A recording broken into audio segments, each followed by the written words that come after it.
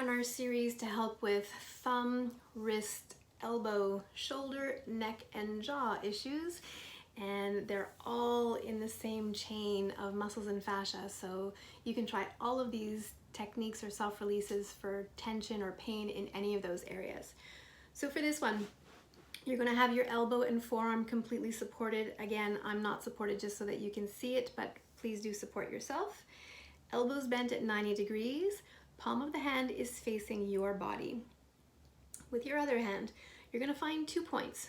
On the top side of the elbow, there's a bony projection. You'll feel it, it kind of sticks out. And we have the tip of the elbow. So you can kind of go in between those two. Slide towards your hand, maybe an inch, maybe an inch and a half. It's going to be slightly different for everyone. And just palpate in there, see if you've got any tension. I'm not quite on it, so I'm going to keep searching. There we go, now I've got it. You'll know when you have it in 2 ways. One is going to feel like a knotted rope under your fingers, and 2, it's going to be tender. So if you don't have any tenderness, it's either not something you need to release or you're not quite on the right spot. All of our anatomy is a little bit different, so your spot might be slightly different than mine. Maybe it's a bit closer to the elbow, maybe a bit further away, maybe closer to the floor, maybe closer to the ceiling. Just fish around, you will absolutely know when you're on the right spot. And then you have the same 2 options we talked about in previous releases. You can either just hold it and do absolutely nothing and just wait for that tissue under your fingers to melt away a little bit, and or you can do random movements with the hand, fingers, wrist, and you will see that at certain angles it's going to really intensify. Like right here, it intensifies it quite a bit. So I'm going to feather in and out of this angle to try to work those fibers that are under my finger.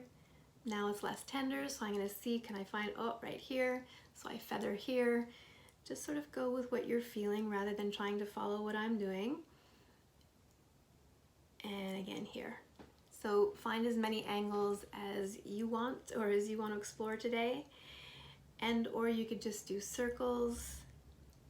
And you know that you're done either when you feel a bit of a softening under your fingers and or it's not quite as tender.